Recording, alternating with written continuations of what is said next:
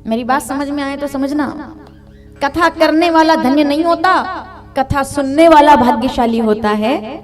3 तरह के लोग यहाँ बैठे हैं, करने वाले, सुनने वाले, कराने वाले। कौन है भाग्यशाली? हमारा नंबर तो बहुत बाद में है। करने वाला भाग्यशाली होता है, सुनने वाला सौभाग्यशाली होता है, और कथा की गंगा के रूप में भागीरथ बनकर के कथा कराने वाला परम सौभाग्यशाली होता है, क्योंकि उनके कारण किसी किसी को ईश्वर ऐसी प्रेरणा देते हैं कि आज देखिए हम लोग यहाँ बैठकर बात कर रहे हैं, कथा सुन रहे हैं। एक तरफ अयोध्या में राम राम गाया जा रहा है और एक तरफ पाताल घुटकुरी को अयोध्या बनाया जा रहा है। ये कितने बड़े भाग्य की बात है। एक बार साहू परिवार के लिए जोरदार ताली बजा करके आभार करें हम कि हमको ये मौका मिला कि इस पंडाल में बैठकर कथा सुन सके। सौभाग्य है हमारा कि इस कथा को सुन रहे हैं, क्योंकि कराने वाला भाग्यशाली है, करने वाला भाग्यशाली है, और सुनने वाला तो परम सौभाग्यशाली है। क्योंकि अगर आप ना होते तो ये कथा कराने का कोई मतलब, बहुत बड़ा पंडाल सब लगा दे और आप ही नहीं हो तो फिर क्या है। इसलिए अपने मैं साहू परिवार से कहूंगी जोरदार ताली बजाइए श्रोताओं के लिए कि श्रोता आते हैं तब कोई कथा बड़ी बनती है। कोई भी कथा वक्ताओं से कभी बड़ी नहीं बनती, याद रखिएगा। कभी कोई कथा वक्ताओं से बड़ी नहीं बनी। कथा श्रोताओं से बड़ी बनती है कि श्रोता कैसे हैं, श्रोता कितने ज्ञानी हैं। भीड़ ला करके बैठा दो आप, क्या फर्क पड़ता है। आजकल कथा मिलती कहाँ है साहब?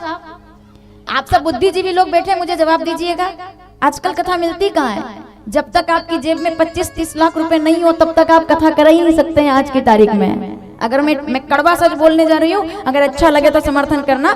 छोटे छोटे गाँव की तो ताकत ही नहीं है कि बड़ी बड़ी कथाएं करा सकें। उसके लिए बड़ी बड़ी समितियां चाहिए, लखपति करोड़पति लोग चाहिए। जब तक 10 लाख का डोम वाला पंडाल ना हो, कड़वा है लेकिन सुनना पड़ेगा आपको, जब तक 10 लाख का पंडाल ना लगे, व्यवस्थाएं ना बने, छोटे छोटे गांव के लोग तो पहले ही हाथ जोड़ लेते, भैया हमारे पास इतनी ताकत नहीं है कि जमीन बेच के कथाएं कराएं। क्योंकि आज अगर बड़े संत से बड़ी कथा करानी है तो जमीन तक बेचनी पड़ती है, तब जाकर के कथा गांव में आती है। अगर मैं ठीक बोल रही हूँ तो तालियों से बताना मुझे। और इसके लिए वक्ता लोग जिम्मेदार नहीं है, वो बड़ी बड़ी समितियां जिम्मेदार हैं जिनने गरीब लोगों को कथाओं से दूर कर दिया है। छोटे छोटे लोग कथा नहीं करा पाते अभी, क्यों? क्योंकि उनके पास इतना बजट ही नहीं है, उनके पास इतनी ताकत ही नहीं है कि कहां से लाएंगे इतना पैसा। तो इसलिए श्रोताओं से कथा बड़ी बनती है, श्रोताओं के भाव से कथा बड़ी बनती है। ये पाताल घुटकुरी के पंडाल में आप बैठे हुए हो, मेरी नजर में इससे बड़ी कोई कथा नहीं हो सकती, क्योंकि आप भाव से सुन रहे हो, क्योंकि आप प्रेम से सुन रहे हैं। 30 लाख के पंडाल में धन कथा सुनता है, 30 लाख के पंडाल में धन कथा सुनता है, और पाताल घुटकुरी जैसे पंडाल में लोगों का मन कथा सुन। और निकलेगा बंडल। बंडल का मतलब जानते हो? नहीं जानते? हाँ, वही 10 रुपए वाला। चलो थोड़ा और सरल करती हूँ, एक हाथ इस जेब में और एक हाथ उस जेब में माचिस ढूंढने के लिए। सौभाग्यशाली होते हैं वो लोग जिनके आसपास के लोग उन्हें चरणामृत आगे बढ़ाते हैं, और दुर्भाग्यशाली होते हैं वो लोग जिनके आसपास के लोग उन्हें पैक तैयार करके बताते हैं कि लो भाई थोड़ा सा पीने में क्या बिगड़ जाएगा, थोड़ा सा पीने में क्या बिगड़ जाएगा। सुनना, अगर मैं ठीक बोलूं तो आपके सामने भी ऐसे लोग आएंगे, अपने पैसे से आपको पिलाएंगे, अपने पैसे से खर्चा करेंगे और आपको पिलाएंगे। लेकिन वो खर्चा मत देखना कि किसी ने खर्चा करके आपको पिला दिया और आप बड़े खुश हो गए कि देखो कितना बड़ा दोस्त है जो अपने पैसे से मुझे पैक बना करके गिलास तैयार करके पिला रहा है। एक बात याद रखिएगा, वो केवल आपको पिला नहीं रहा, वो आपकी संस्कृति को मिटा रहा है, वो आपकी पीढ़ियों को समाप्त करने का काम कर रहा है। क्योंकि ऐसा युवा बैठे हैं, सुन लेना, ऐसा नशा किस काम का जो एक झापट में उतर जाए, ऐसा नशा किस काम का जो आपको ऊपर से उठा करके नालियों में गिरने के लिए मजबूर कर दे, ऐसा नशा किस काम का होश में जो लोग आपके सामने नजर नहीं मिला सकते हैं वही लोग बेहोशी में आपको कीचड़ में से उठा करके घर पहुंचाते हैं। इससे बड़ा दुर्भाग्य और क्या होगा। ऐसा नशा किस काम का जो आपका स्वाभिमान गिरा दे, ऐसा नशा किस काम का जो आपका आत्मसम्मान समाप्त कर दे। और नशा ही करना है तो करो राम नाम का, कि एक बार लग जाए तो फिर उतरने वाला नहीं है। मैं नाम तो भूल गई हूँ लेकिन आपसे जरूर पूछूंगी, पूरा पंडाल मुझे नाम याद दिलाएगा। महलों में पली नशा कैसा होना चाहिए, बन के जोगन चली, वो तो सागर में सरिता समाने लगी, बैठी संतों के संग रंगी मोहन के रंग। वो तो प्रेमी प्रीतम को मनाने लगी, दुख लाखों सहे मुख से गोविंद कहे। वो तो गोविंद गोपाल गाने लगी, राणा ने विष दिया मानो अमृत पिया। वो तो सागर में सरिता समाने लगी। मुझे नाम याद नहीं आ रहा, पीछे तक बैठे लोग एक साथ जवाब देंगे। वो तो सागर में सरिता समाने लगी, बेटी संतों के संग रंगी मोहन के रंग। वो तो प्रेमी प्रीतम को मनाने लगी, वो तो गली गली गली हरि गुण गाने लगी। ऐसी लागी लगन। कितने लोग मीरा बनना चाहते हैं? जरा दोनों हाथ उठाकर बताओ। अब बोलना, ऐसी लागी लगन। नशा ऐसा हो कि एक बार चढ़ जाए तो उतरे ना। नशा राम नाम का हो भोलेनाथ की तरह कि चढ़ जाए तो उतरे ना। और उसी को कथा कहते हैं, उसी को व्यथाओं का अंत कहते हैं, उसी को दुख का समापन कहते हैं। जब आप भगवान के और भगवान आपके हो जाते हैं, जब कोई पर्दा नहीं रहता, जब कोई बीच में नहीं रहता, आपकी दूरी मिट जाती है। भक्ति भगवान को पाने के लिए नहीं की जाती है, भक्ति स्वयं की खोज के लिए की जाती है कि मेरे इस जीवन का लक्ष्य क्या है, मैं क्यों हूं, मैं क्यों आया हूं भाई। नरतन समनई कवनऊ देही रामचरितमानस उत्तरकांड 120 दोहा 5वीं चौपाई। गोस्वामी जी ने लिखा कि दुनिया में आए हो तो कुछ अच्छा करना होगा, क्योंकि ये शरीर बार बार मिलने वाला नहीं है। मत रहना किसी चक्कर में कि अच्छा कर लेंगे तो मरने के बाद स्वर्ग मिल जाएगा, बुरा करेंगे तो पता नहीं कौन सी कड़ाई में तले जाएंगे। मुझे नहीं पता ऊपर वाला क्या सिस्टम है, मुझे नहीं समझ आया कि मरने के बाद स्वर्ग मिलेगा कि नरक मिलेगा। मैंने तो एक बात कही, आपके कर्म ही आपका स्वर्ग है और आपके कर्म ही आपका नरक है। जैसा करेंगे यही भुगतना पड़ेगा। जो आया है दुनिया के अंदर, वर्तमान से बड़ा कोई स्वर्ग नहीं है और वर्तमान से बड़ा कोई नरक नहीं है। आज अगर आप प्रसन्न हैं, आज अगर आप राम कथा के पंडाल में बैठे हैं, तो आप परोपकारी हैं, उससे बड़ा कोई स्वर्ग नहीं है। और आज अगर कोई व्यक्ति सलाखों के पीछे बैठा हुआ है, तो उससे बड़ा कोई नरक नहीं है। सब कुछ यही तो है। भगवान के इंसाफ पर सब छोड़ दे बंदे, वो खुद ही तेरी मुश्किलों को आसान करेगा। जो तू नहीं कर पाया तेरा भगवान करेगा, और वही कर्म निर्माण करते हैं आपके भविष्य का। इसलिए माता पार्वती, समझ में आ रहा है माताओं आपको? माता पार्वती पूछ रही है राम कौन है। शंकर जी कहते हैं धन्य हो तुम पार्वती, क्या सवाल तुमने पूछा है। मैं सत्कार करता हूँ तुम्हारे प्रश्न का कि तुम्हारे कारण हजारों लोग मेरे द्वारा राम कथा सुन पाएंगे। चलो मैं तुम्हें राम कथा सुनाऊं। बाबा कहते हैं भगवान के अवतार के कई कारण हैं, मैं कुछ कारण तुम्हें बताऊं। राम जन्म के हेतु अनेका, परम विचित्र 5 कारण। एक से बढ़कर एक कारण है, 5 सबसे मुख्य कारण है, जिसमें पहला कारण है द्वारपाल। आहा, ये प्रसंग तो मुझे गजब का लगता है। देखो कितना आज कथा, देखो आप, 3रा दिन है कथा का, श्री राम अवतार। राम अवतार होगा पाताल गुटकुरी के पंडाल में, और दर्शन होगा अयोध्या के रामलला सरकार का, जो आज विराजे हैं उनका। ये कितने बड़े सौभाग्य की बात है। बाल रूप में राम जी नजर आएंगे सीधे सीधे, और शायद नजर आ रहे होंगे आपको। कितना बड़ा सौभाग्य है। और जब हमारी टीम हमारा सहयोग करेगी कि जब भगवान अवतार लेंगे ना, तब मेरे शब्दों के साथ थोड़ा सा आप चलेंगे, तो मुझे लगता है कि आज का प्रसंग बहुत गजब का बनेगा। जब भगवान अवतार लेकर आएंगे ना, तो वही रूप दिखाएंगे हम कि किस रूप में आए। जो आज वहां पर विराजे हैं भगवान, उसी रूप में आए थे, क्योंकि वो माता कौशल्या के सामने। जैसे ही मैं कहूंगी भय प्रकट कृपाला, तब स्क्रीन पर नजर आना चाहिए। और जैसे ही भगवान बालक बनेंगे, तो उस समय हमारे लड्डू गोपाल को दिखा दे आप कि कैसे बालक बने हो। चाहते हैं आप लोग ऐसा देखना?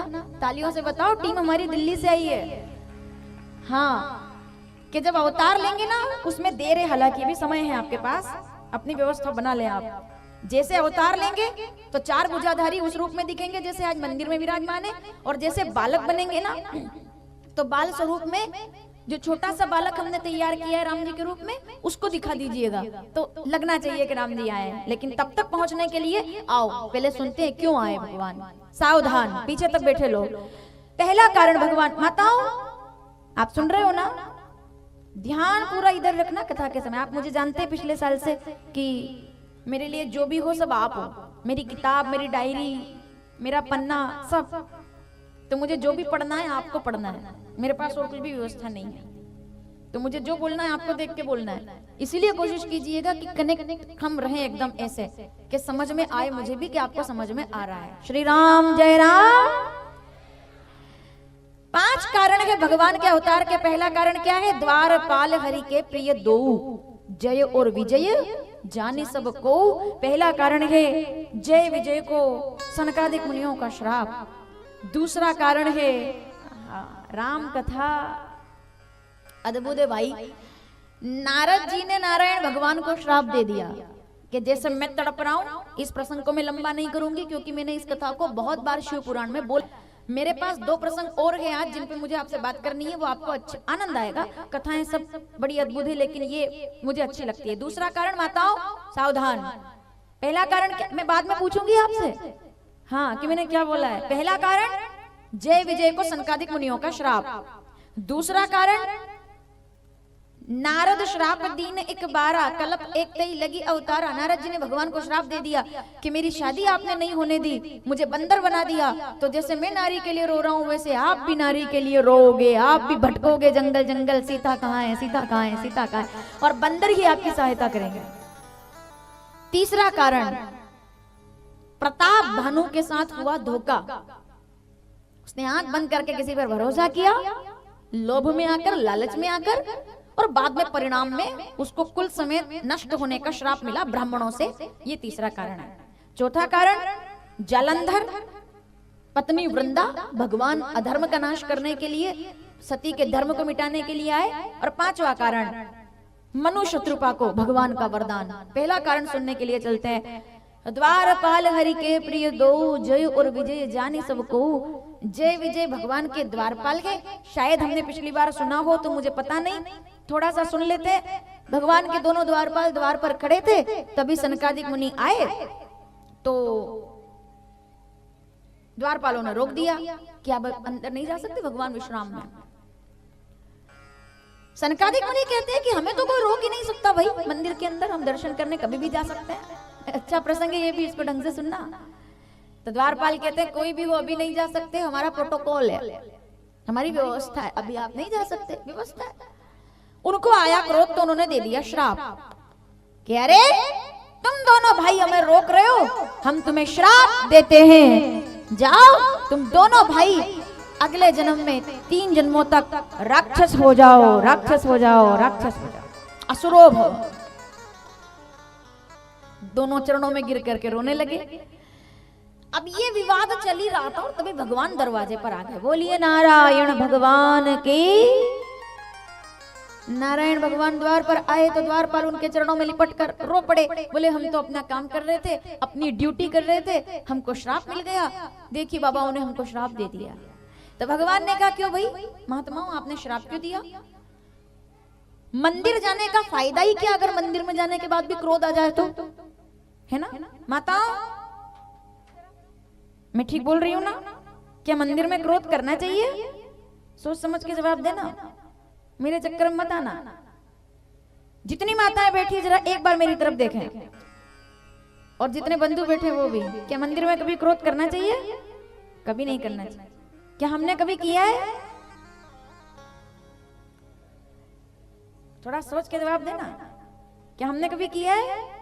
नहीं किया ना, कभी भी नहीं किया। 3 घंटे से लाइन में लगे हुए थे। आपकी बात नहीं है, दूसरी जगह जगन्नाथ भगवान के मंदिर दर्शन करने गए थे, 3 घंटे से लाइन में लगे थे। महाकाल मंदिर दर्शन करने गए थे, 3 घंटे से लाइन में लगे थे, और तभी कोई बीच में आके खड़ा हो गया आगे, ठीक ऐसे धक्का देते देते, और कोई पंडित जी पंडा जी लेकर आए, बोले अरे हटो हटो हटो, और उसको सामने लाकर आपके आगे उसको खड़ा कर दिया, जो इधर खड़े हो जाओ। तब क्रोध तो नहीं आता है ना बिल्कुल भी। अरे अभी तो बोल रहे थे आप नहीं करना चाहिए। बड़ी गजब की कथा है ये। सनकादिक मुनि जब आए ना तो उन्होंने क्रोध कर लिया दर्शन के लिए कि नहीं हमको दर्शन नहीं करने दिया, गुस्सा आ गया, उनको श्राप दे दिया। हम भी कई बार मंदिर में जाते हैं, बहुत देर से खड़े रहते हैं, और अगर कोई सामने आकर खड़ा हो जाए तो ऐसा लगता है जैसे हमारी प्रॉपर्टी पे कब्जा कर लिया हो इसने, और ऐसे धक्का देकर उसको पीछे हाथ में गंगा जल है वो ढुल जाता है, लोटे में अगर दूध है तो वो भी छलक जाता है, फूल गिर जाते हैं। कभी कभी तो पुलिस आती है उधर, ऐसे लड़ाई होती है। नहीं हुई क्या कभी? अक्सर होती है आजकल। क्यों होती है आप जानते हैं? इसका सबसे बड़ा कारण है, लाइव के माध्यम से ये बात कहना चाहूंगी। मुझे नहीं पता कितने लोग मेरा समर्थन करेंगे और हो सकता है मेरा विरोध भी हो जाए इस बात पर, लेकिन मुझे कोई डर नहीं है। मैं कहना चाहूंगी फिर भी, इस देश के अंदर जब जब भी मंदिर की व्यवस्था बिगड़ी है तो वीआईपी कल्चर की वजह से बिगड़ी है, जिसके कारण कई घंटे से जो लोग लाइन में खड़े रहते हैं वो इंतजार करते हैं कि भगवान का दर्शन कब होगा, और जब वो 3 घंटे के बाद मंदिर तक पहुंचते हैं, गर्भगृह तक पहुंचते हैं, तो उनको धक्का दे करके भगा दिया जाता है। और जो वीआईपी आया है ना, उसको आगे ले जाकर शायद भगवान ही श्री कृष्ण बनकर आएंगे और इनका उद्धार करेंगे। ये वरदान है। वही दोनों भाई रावण कुंभकर्ण बने पार्वती, इसलिए भगवान को अवतार लेकर आना पड़ा। ये पहला कारण है। दूसरा कारण क्या है? नारद जी ने श्राप दे दिया, इसलिए भगवान को आना पड़ा। प्रताप भानु नाम का एक राजा, जो कि बड़ा ही विद्वान था, सरल था, भावुक था, लेकिन उसके एक शत्रु पर उसने विश्वास कर लिया आंख बंद करके। और आप जब किसी पे आंख बंद करके भरोसा कर लेते हैं तो वही व्यक्ति धोखा दे करके आपकी आंखें खोल जाता है, जिस पर आप आंख बंद करके भरोसा करते हैं। उसने ब्राह्मणों के सामने अभोजक परोस दिया प्रताप भानु के हाथ से। तब ब्राह्मणों ने श्राप दे दिया कि तुम कुल सहित तुम्हारा नाश हो जाए। तो वही प्रताप भानु वहां नष्ट होकर के रावण कुंभकर्ण के रूप में पूरा परिवार इनका सर्वनाश करने के लिए भगवान आएंगे। खुद भगवान के द्वारा इनका सर्वनाश होगा, ये कारण बताया। तीसरा कारण, जलंधर का वध किया भगवान भोलेनाथ ने। नारायण भगवान ने वृंदा का सतीत्व भंग जब किया तो शंकर भगवान के द्वारा वध हुआ जलंधर का। ये 4 कारण है। 5वां कारण, आइए सुने। मनु शत्रुपा नाम का जोड़ा जो ब्रह्मा जी महाराज ने सबसे पहले इस धरती पर उतारा था, अपने वाम भाग से शत्रुपा और दाएं भाग से मनु जी को प्रकट किया था मानवीय प्रकृति के लिए। बोलिए मनु महाराज के। मनु शत्रुपा नाम का पहला जोड़ा जब उतरा और उनके द्वारा जब प्रकृति सृष्टि प्रारंभ हुई, उनकी संतानों से ये सृष्टि, ये धरती भर गई। 5 संतान हुई उनकी, 3 बेटियां और 2 बेटे, आकुति, देवहूति, प्रसूति और उत्तानपाद और प्रियवत। ये 5 संतान। ठीक है। जब तप करने के लिए जब ये दोनों बैठे तो कई वर्षों का अखंड तप किया, नारायण को मनाने लगे, नारायण नारायण। आइए संध्या बेला है, हम मनु शत्रुपा के साथ तप करें और जो इन्होंने मांगा है वही वरदान आज इनको मिलेगा श्री राम जन्म के रूप में। तो बार बार प्रार्थना करने लगे, नारायण। सब गाएंगे भाव से। मनु शत्रुपा तप करने के लिए बैठे, नारायण नारायण, जय जय नारायण नारायण। भाव से नारायण नारायण, जय जय नारायण नारायण नारायण नारायण नारायण, जय जय नारायण नारायण नारायण नारायण नारायण, जय जय नारायण नारायण नारायण नारायण नारायण, जय जय नारायण नारायण नारायण। श्री नारायण भगवान की।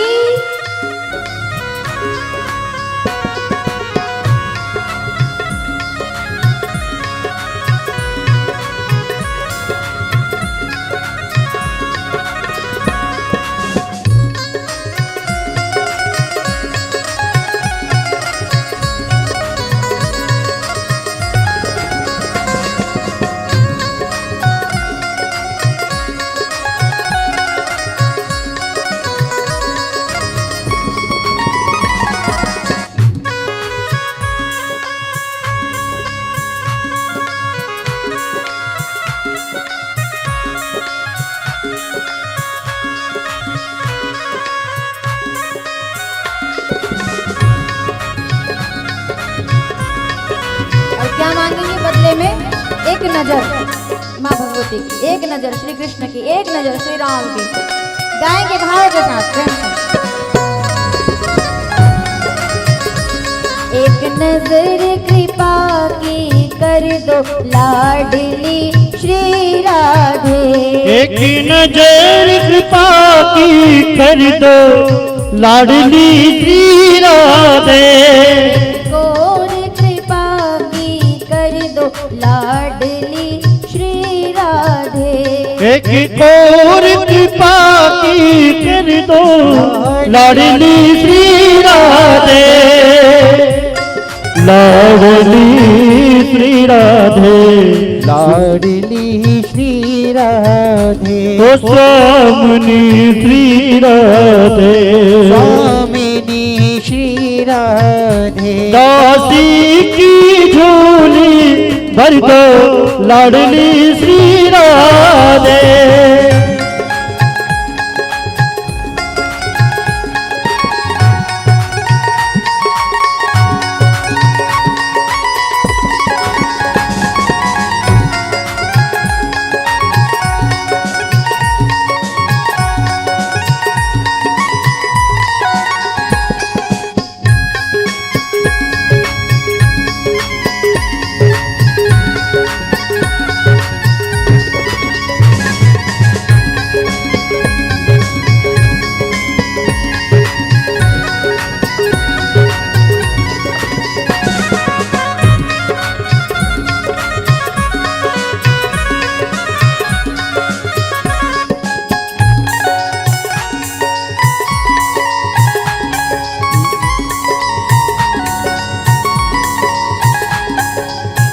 मैं तो राधा राधा सदा ही रटूं। मैं तो राधा श्री राधा सदा ही रटूं। द्वारे से लाडली के ना हटूं। ओ द्वारे से लाडली के ना हटूं। दासी की झोली भर दो लाडली श्री राधे।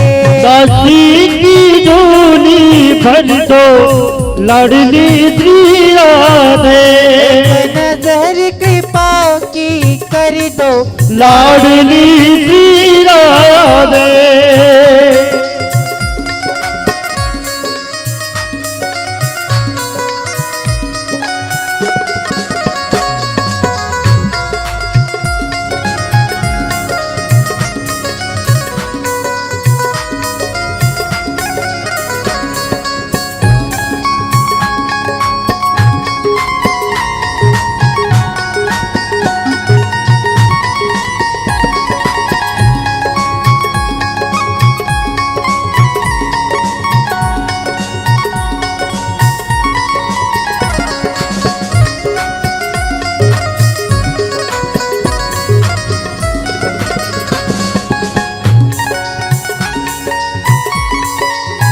ओ मेरी आस न टूटने पाए कभी।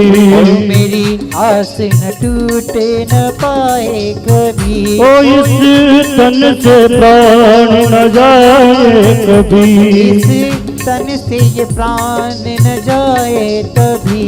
मेरे शीश कमल पग धर दो। मेरे शीश कमल पग धर दो लाडली श्री राधे।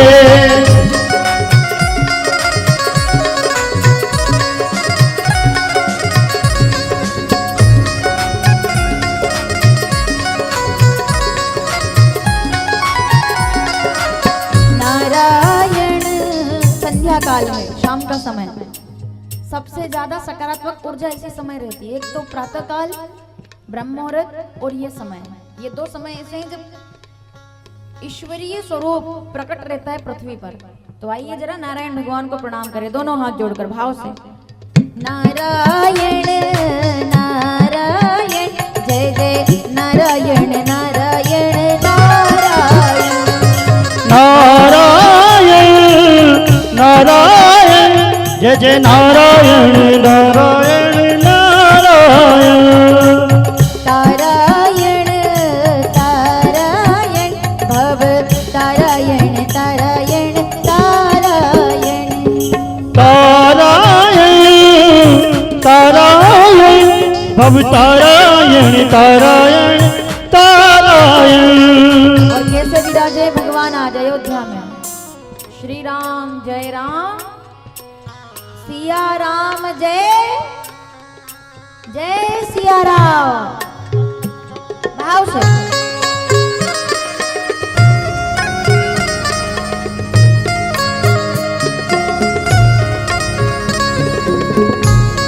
सब गाएंगे प्रेम से। अयोध्या चलिए, अयोध्या चलो, अयोध्या चलते हैं भाव से। श्री राम जय राम जय जय राम, श्री राम जय राम जय जय राम, श्री राम जय राम जय जय राम, श्री राम जय राम जय जय राम, सिया राम जय जय सिया राम, सिया राम जय राम जय जय राम, सिया राम जय जय सिया राम, सिया राम जय राम जय जय राम, सिया राम जय जय सिया राम, श्री राम जय राम जय जय राम, श्री राम जय राम जय जय राम। ऐसा सोचिए कि आप अयोध्या के अंदर बैठे हैं एक पल के लिए और राम जी आपके सामने हैं, तब कैसे गाएंगे आप? बिल्कुल सब भूल करके, एकदम बैरागी बनकर, अनुरागी बनकर, ठीक है? ऐसे बैठो जैसे मैं बैठी हूँ, सीधा एकदम। मौका मिल रहा है आपको राम जी की स्तुति करने का आज, भाव से। श्री राम जय राम जय जय राम, श्री राम जय राम जय जय राम, सिया राम जय जय सिया राम, सिया राम जय राम जय जय राम, सिया राम जय जय सिया राम, छवि तेरी प्रभु मेरे मन में बसे, छवि तेरी प्रभु मेरे मन में बसे। अब उस छवि को याद कीजिए जिसकी प्राण प्रतिष्ठा हुई है आज, वो श्याम स्वरूप भगवान का, नीलांबुज श्यामल कोमलांगम। कैसे लग रहे हैं भगवान? शालीग्राम की शिला से साक्षात भगवान विराजे हैं रामलला बनकर। उस छवि को याद कीजिए जरा आप, और उस बाल रूप का ध्यान करके गाएंगे मेरे साथ। छवि तेरी प्रभु मेरे मन में बसे, छवि तेरी प्रभु मेरे मन में बसे, कैसे डूबे वो तूने थामा जिसे, कैसे डूबे गो तूने थामा जिसे, छवि तेरी प्रभु मेरे मन में बसे, छवि तेरी प्रभु मेरे मन में बसे, कैसे डूबेगा वो तूने थामा जिसे, कैसे डूबे गो तूने थामा जिसे, कैसे डूबेगा वो तूने थामा जिसे, कैसे डूबे गो तूने थामा जिसे, थामा जिसे। तुम ही हो संतन के हितकारे, हे नाथ नारायण वासुदेवा, श्री कृष्ण गोविंद हरे मुरारे, हे नाथ नारायण वासुदेवा। दोनों हाथ उठाकर एक साथ। हे नाथ नारायण वासुदेवा, हे नाथ नारायण वासुदेवा, हे नाथ नारायण वासुदेवा, हे नाथ नारायण वासुदेवा।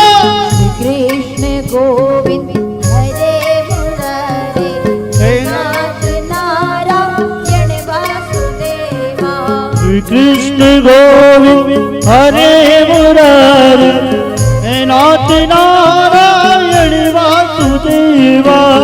श्री राम जय राम जय जय राम, श्री राम जय राम जय जय राम, श्री राम जय राम जय जय राम, श्री राम जय राम जय जय राम, सिया राम जय जय सिया राम, सिया राम जय राम जय जय राम, सिया राम जय जय सिया राम, सिया राम जय राम जय जय राम, सिया जय जय सिया राम।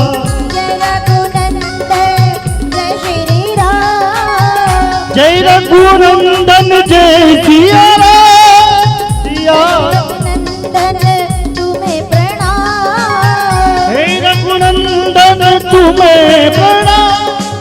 सिया राम जय जय सिया राम।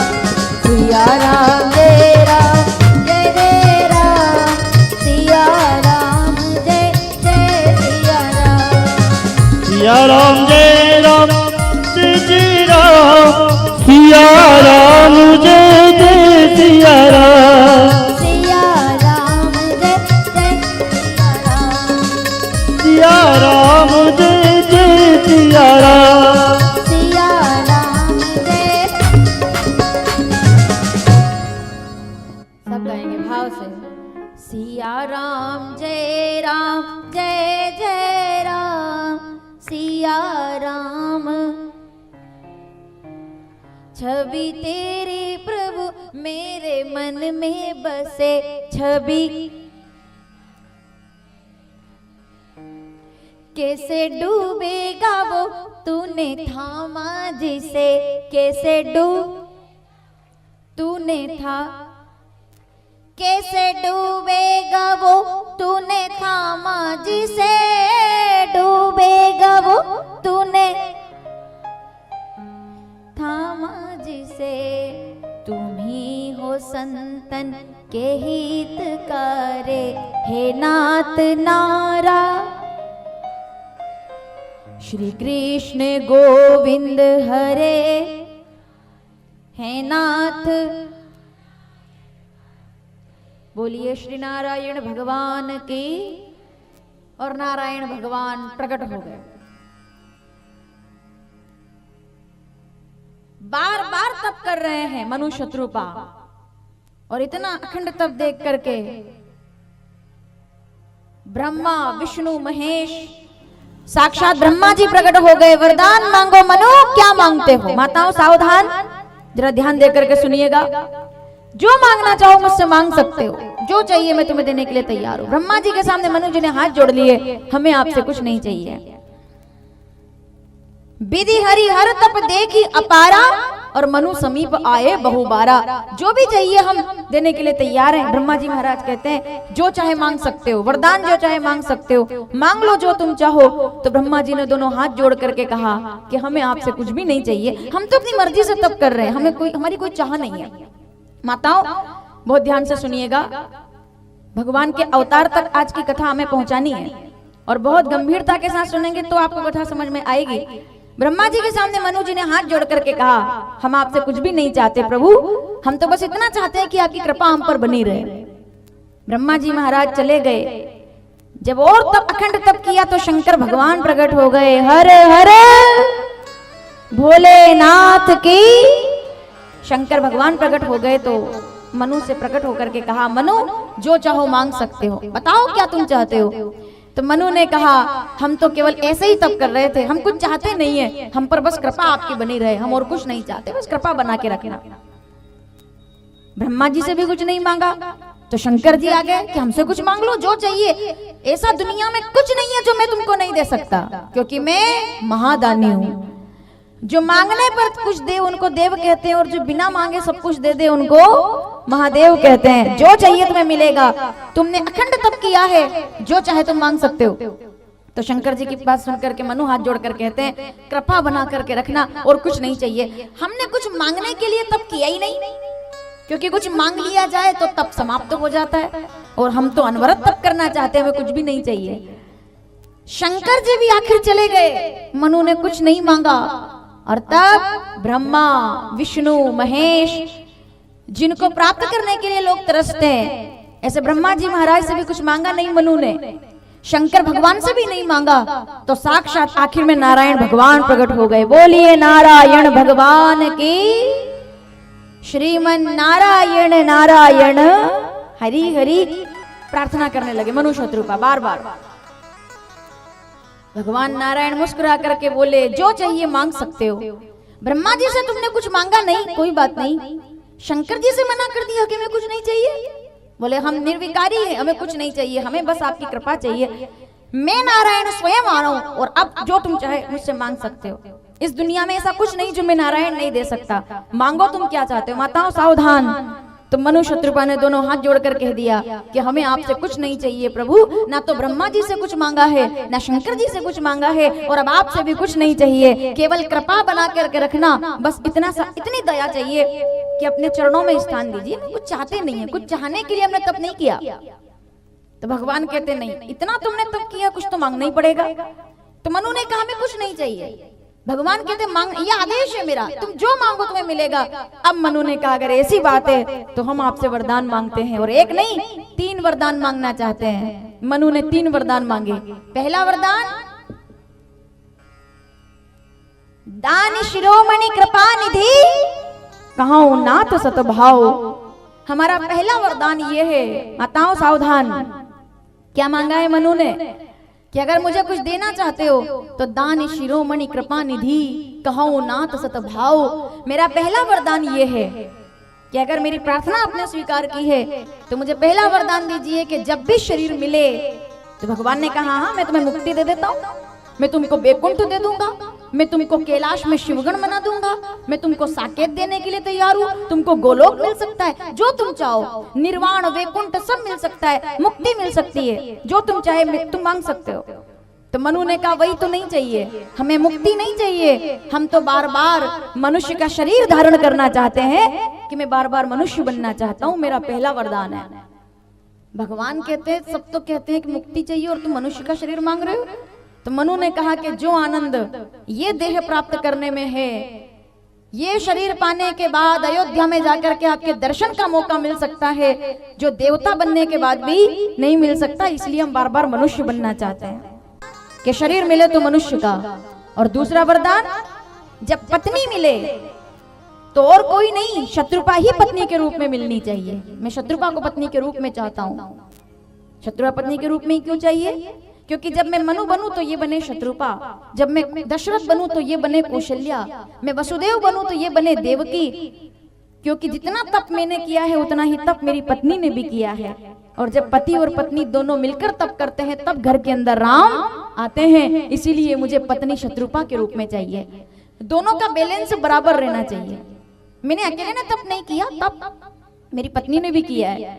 तो मेरा पहला वरदान कि शरीर मिले तो मनुष्य का। माताओं तीसरे वरदान तक सुनना, क्या मांगा है मनु ने? दान शिरोमणि कृपा निधि कहाऊ नाथ सतभाव। मेरा पहला वरदान शरीर मिले मनुष्य का। मेरा दूसरा वरदान कि पत्नी मिले तो शत्रुपा ही मिले। और तीसरा वरदान कि प्रभु मेरे घर जब बेटा मिले तो। अब यहां भगवान से कहा मांग लूं मैं, फिर मना मत कर देना, क्योंकि यहाँ मामला उलझ जाएगा। क्योंकि बाकी के 2 वरदान तो ठीक है, लेकिन तीसरा वाला कठिन है। तो पहला वरदान शरीर मिले मनुष्य का, दूसरा वरदान पहला शरीर मनुष्य जैसा, दूसरा वरदान पत्नी शत्रुपा जैसी, और तीसरा वरदान जब बेटा मिले तो भगवान ने कहा मांगो ना, किसके जैसा बेटा चाहिए? ध्रुव के जैसा, प्रहलाद के जैसा, संत के जैसा, भगत के जैसा, महात्मा के जैसा, ज्ञानी जैसा, पंडित जैसा, विद्वान जैसा, बलवान जैसा, महापुरुष जैसा, कैसा बेटा तुम चाहते हो? भगवान की बात सुनकर मनु कहते हैं इनमें से कोई भी नहीं। बोले फिर? बोले ना तो हमें संत जैसा बेटा चाहिए, ना भक्त जैसा बेटा चाहिए, ना ध्रुव जैसा बेटा चाहिए, ना प्रहलाद जैसा बेटा चाहिए। प्रभु अगर बेटा हो तो आपके जैसा बेटा मेरे घर बन करके आए, यही हमारा वरदान है।